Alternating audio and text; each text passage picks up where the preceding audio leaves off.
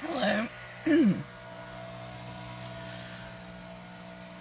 I am doing okay today. I am um, still trying to like kind of wake up and stuff. Everything's going okay though. Like I went to sleep normal last night. Woke up today normal last night and feel better than I did the day before. So, um, yep. Nothing too crazy going on today and yesterday. Yesterday I woke up feeling better. The day before I was cataplectic. So I was cataplectic for 2 or 3 days. Um, and I say that because when you experience cataplexy, like there is an emotional aspect to it. And as a person who, didn't just start having this happen, I can I can anticipate it. I can tell when it's about to happen, like a second. But what I mean by that is, I know it's happening. I know that that's it's kind of weird when you go to read about cataplexy and it says that it's loud today for me. Let's put it that way. When you read about cataplexy, it says that it's triggered by emotions.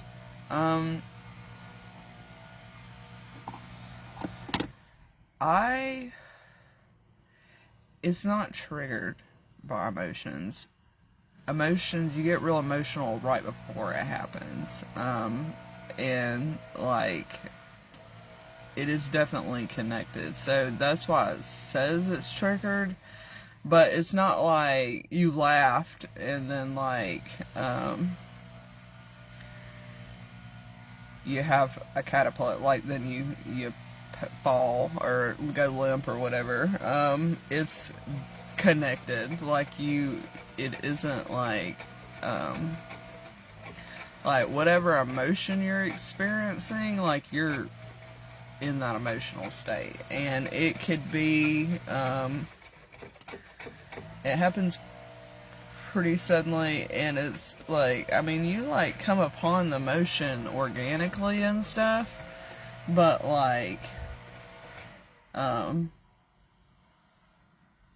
you have brain fog during it, so you know that like the emotional state that you're in is like a weird thing because, like I said, you have a brain fog that happens.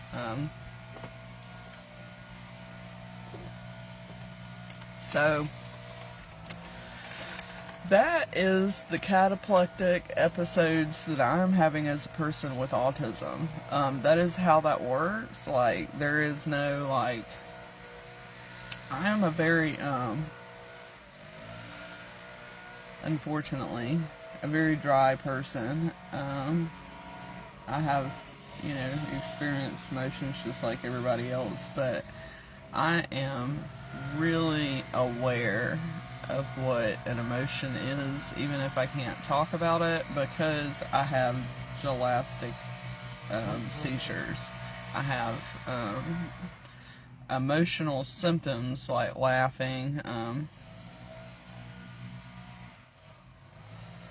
that happen and stuff, like, yeah.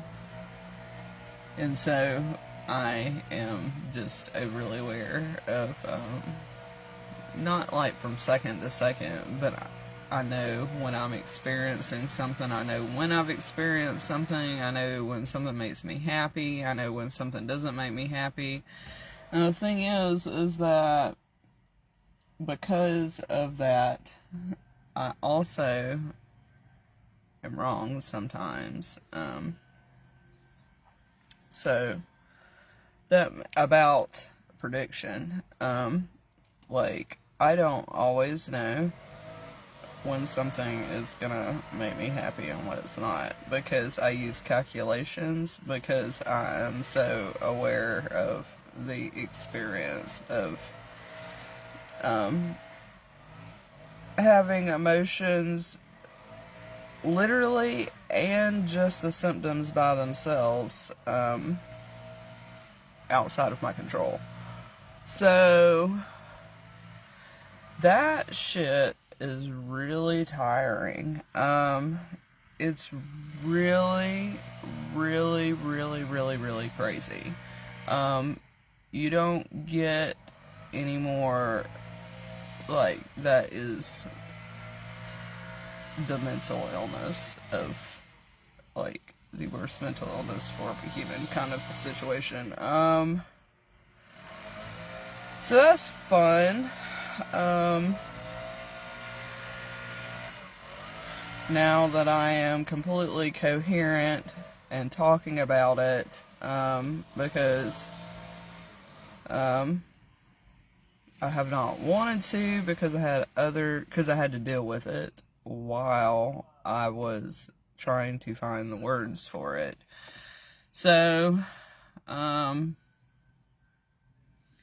if someone comes up to me and is talking to me while I am literally floating around my body, like I have been in the last couple of years, and tries to talk to me during that, like, it's not probably going to go too well. So I really appreciate, first and foremost, the people who have been asked and have worked with me while I was in this state, because it's not easy. Like, I sound, and like when I'm in a cataplectic state, and like I said, I have said before, I don't know if I've said it in this video, when cataplexy happens, first and foremost, I have never experienced a full body collapse for any kind of seizure or cataplexy. It's just never happened. I don't lose full consciousness during seizures. That's probably because of the cataplexy. And so when I experience cataplexy, like the actual falling and stuff, it usually is just in my face. Sometimes, like, it'll be in my face and my shoulders, and my grip will kind of loosen up. Sometimes it actually goes in levels, like, because I will hit a state like I was in the past couple days, to where I really can't tell much of a difference. Like, I feel just like tired, but it's a real thing. Like, I literally don't have the grip on everything, like, consciously. Like, I mean, conscious is fine. I'm not like going, like, fainting or anything. Like, I'm very conscious, but like my emotions, in my hands and my muscles, I even have problems peeing during that time, so that's a thing. And that lasts for a couple days. I still am having problems peeing today. So that is my main sign, is pee pressure. Like, it literally, and that started happening when I got sick in 2020. That was not happening, or like, that started happening with around 2019, 2020 and stuff. It's gotten worse. Like, I really didn't even notice it then, I don't think, but I think I did have, like, but I have so the Tourette's and stuff is centered around the cataplexy. And the cataplexy is got a genetic, like, all this has a genetic component to it. It's all connected. Because when I'm experiencing Cataplexy is when I am ticking. And I also can't, I have a bit of compartmentalization that goes on during all that. So, I am not happy, like, during cataplexy.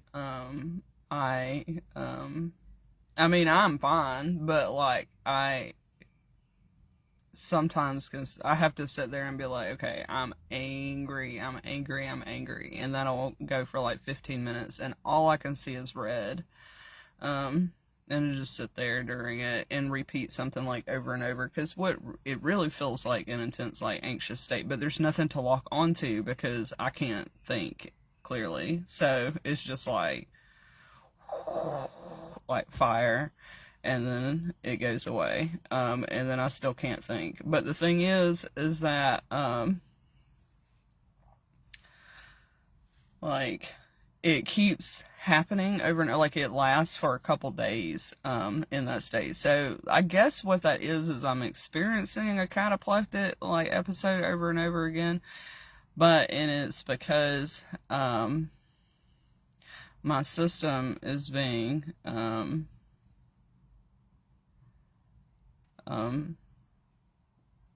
graded by,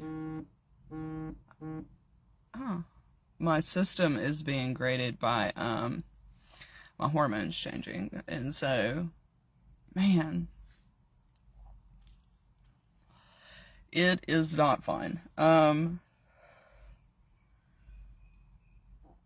I really would like to try to, like, be around someone or something in that state. I might try that next time it happens, like, when I know that it's about to happen, see if somebody will stay with me, or, like, for a couple days,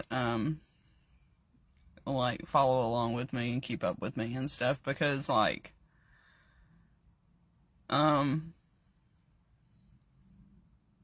there isn't anything that I can do for it. Like, there's nothing that'll stop it. It is a neurological event, like,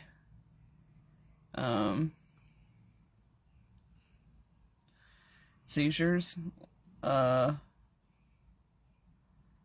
you can stop a seizure. You can't stop your neurological system for, taking care of itself. So,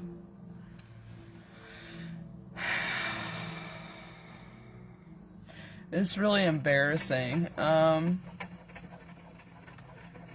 It is the point in which I emotionally, because I have a lot to add up in my mind, because, like, I am my own person and don't know, like, I'm not a doctor, I don't work in the medical field, I don't have any close family that does. Like, we have some insurance agents and stuff, but, like, for insurance stuff, but, not actual, we have all new money when it comes to medical. So everybody in my family is, on the same page that I am with all of this. Hands-on experience going into the professional world and turning it around. So, I don't know what this holds for my future. I do not want a hysterectomy. I do not think that that's going to stop it from happening. I honestly think that will make it worse. The thing is that if I were to have a hysterectomy, that shit would, like, the point is to improve my life. And if I am, uncomfortable or, like, unable to work for about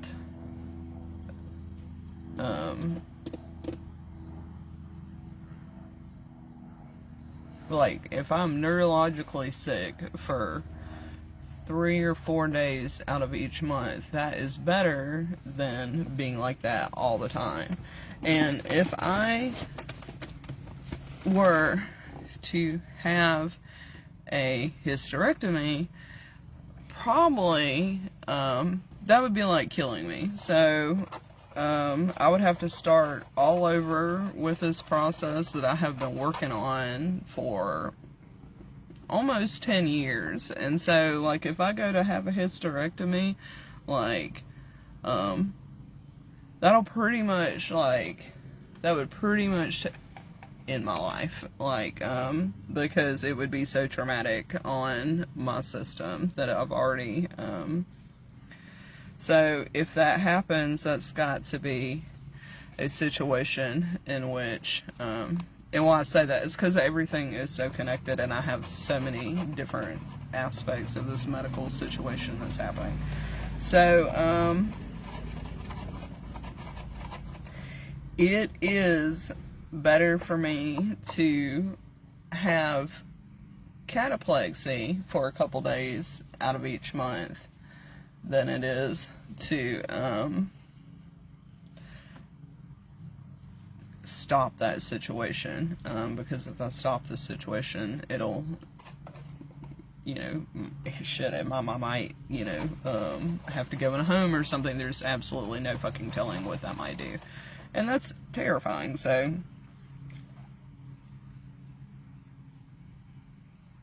like I said, in the past couple weeks when I was talking about something, is you don't diagnose somebody with a mood disorder because of their defending themselves. So there's no reason to have stop my female cycle in order to, like, by removing organs in order to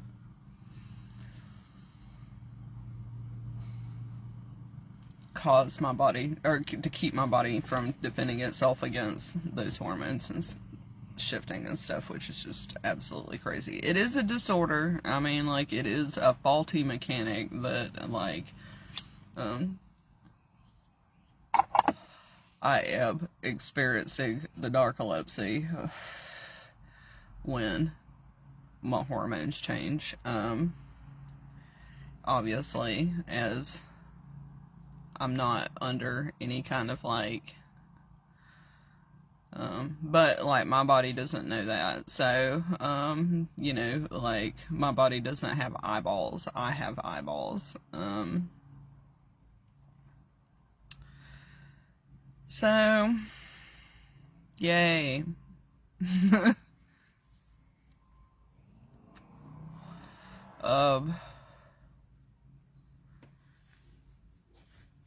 I am being rich today,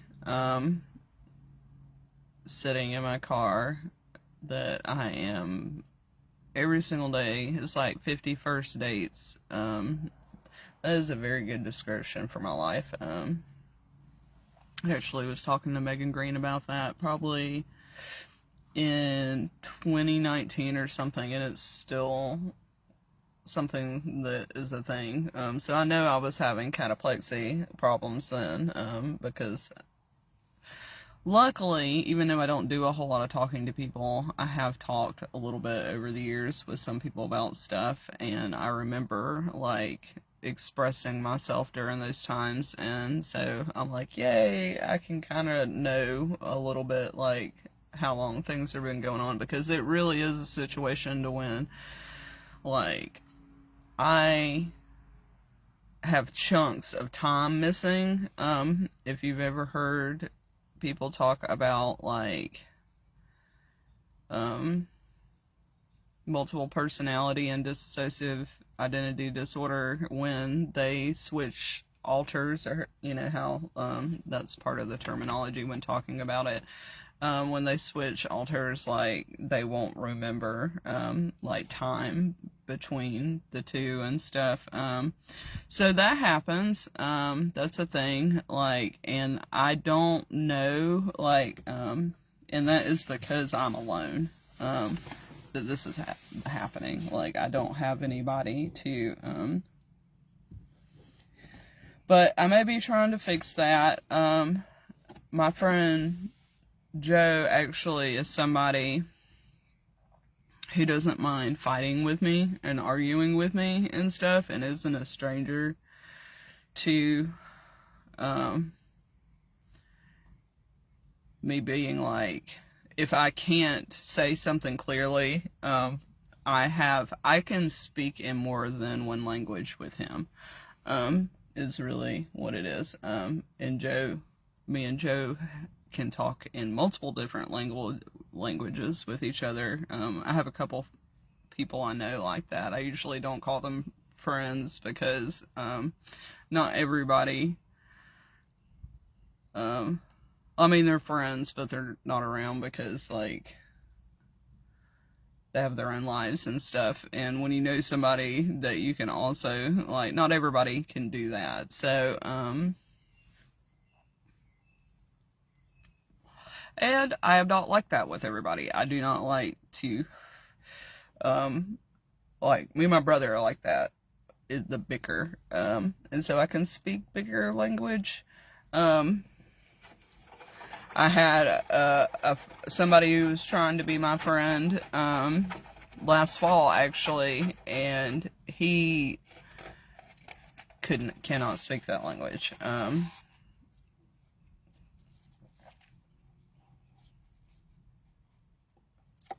He cannot speak bigger. He will start attacking you. So he cannot help me. He cannot help me work out when I cannot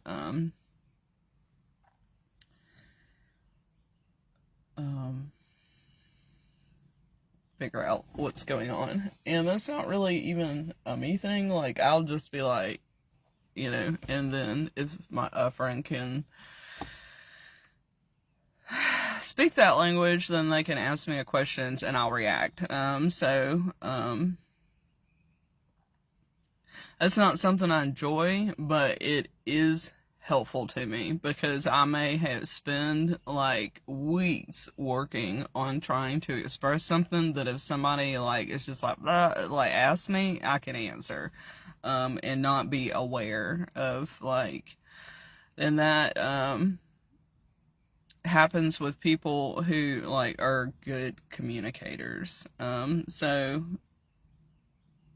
I need people like that in my life that are good communicators. Know that I, you know, am not always a good communicator. Also, I am a woman, so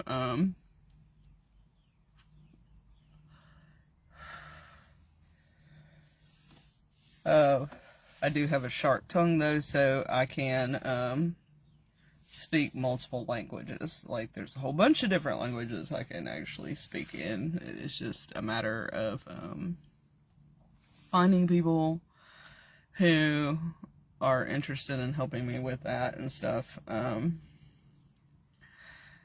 sure there's a whole lot of reading I can do. I love to read. I love to make my life a little bit easier. I also, you know, directly do this because I have people that I love and I care about.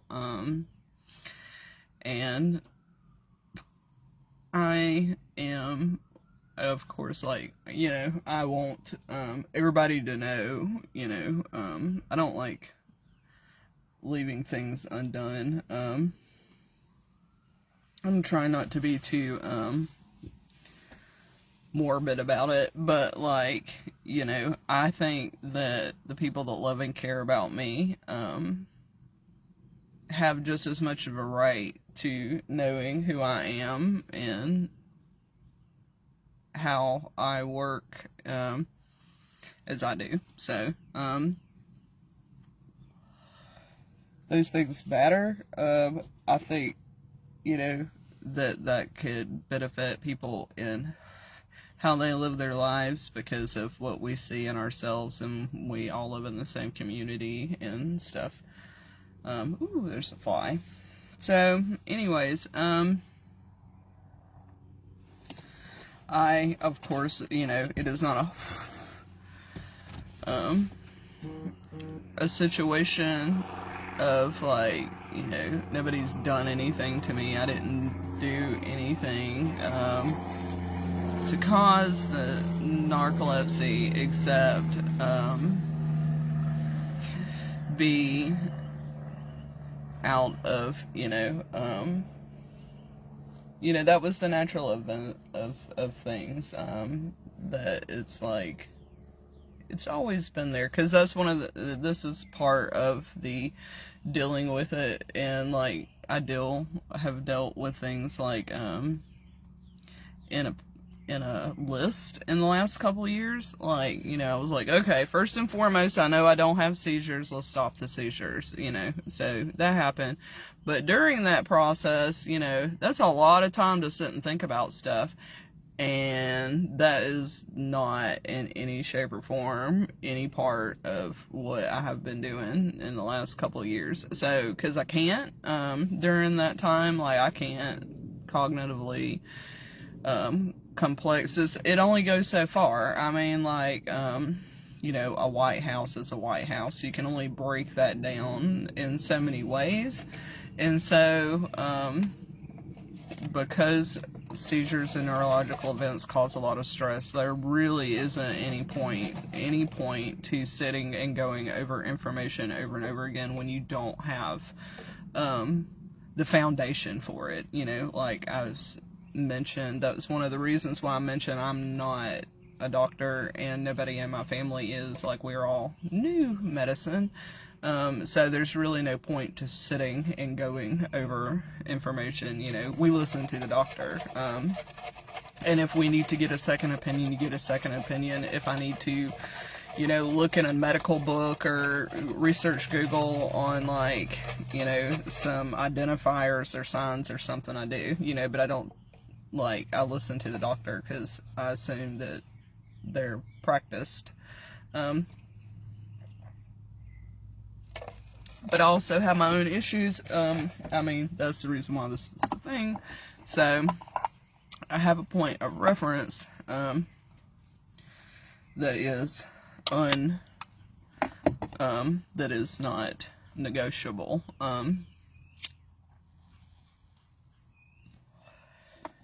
I think as most people do, but mine's still working. My sister's still sitting there, or still with us, but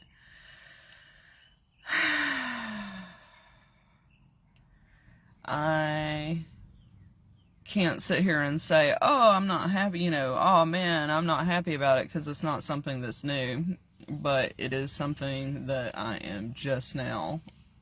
Like, I'm an evidence-based person. I wait till I get, my checklist, you know, checked off before I move on to any kind of, theorizing about anything beyond that. And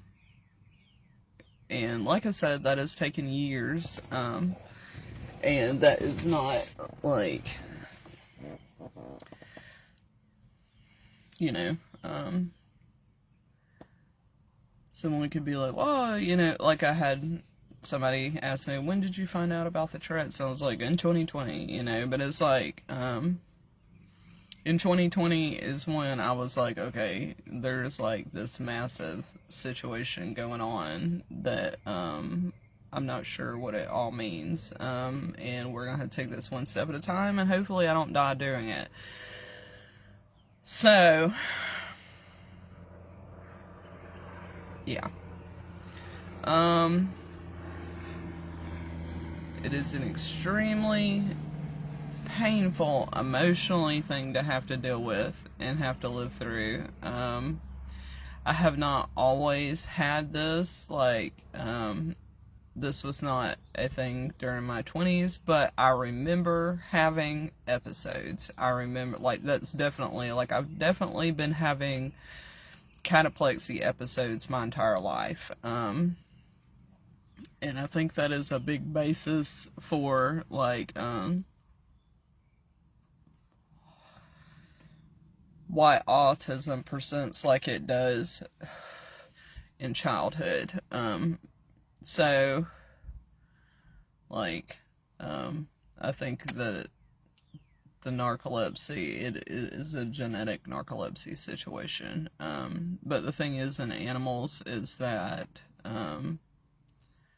I think then that causes the Tourette's, and when all that is all fucked up, that's what causes the epilepsy. And that's what I theorized about 2 months ago, is that it was narcolepsy and then Tourette's and then epilepsy, and sure enough, like, that is what I'm seeing. That the after going through it and everything, is like the narcolepsy would be like, and that's what I said, is like the narcolepsy would be connected to the genetic part, but the cataplexy is actually what is causing all the other random symptoms and stuff. So, and it's an inside thing, it's not an outside thing, so it is on a path. My body is crazy. It's not fun to have to take, to have to go to to be put to sleep once a month, halfway, because that's what's happening, is I'm being put to sleep halfway each month. Some people never go through that. Some people, only go through that once or twice in their life if they've ever had surgery or something, but... So that's what's happening. It's like I'm having surgery once a month for a couple days, and that really sucks. But I am trying to get all my focus in focus today. I do have glasses, but they're a little blurry. I need to clean them, is what it is. It's hot, it's getting warm. I think that's affecting my brain fogginess, and that I do not have my balls up yet in the air about that. So I'm a little nervous and sitting still. I don't have like a lot of like a cheer team or support or anything. For me, if I did, I'd be like, back on my feet today. And like, that's why I was like, thinking out loud about like, in a couple weeks I may try to get somebody to like chill with me for a couple days when I go through that, to see if that extra support of having someone there can like speeds it up. So maybe so. I have to find somebody who's reliable, that's not gonna like ditch me halfway through it. So it's kind of like finding a doctor for a surgery practice. So this shall be fun. I'm also working with limited funds right now. Hopefully by the time that happens, though, all that stuff will be caught up. But one thing at a time.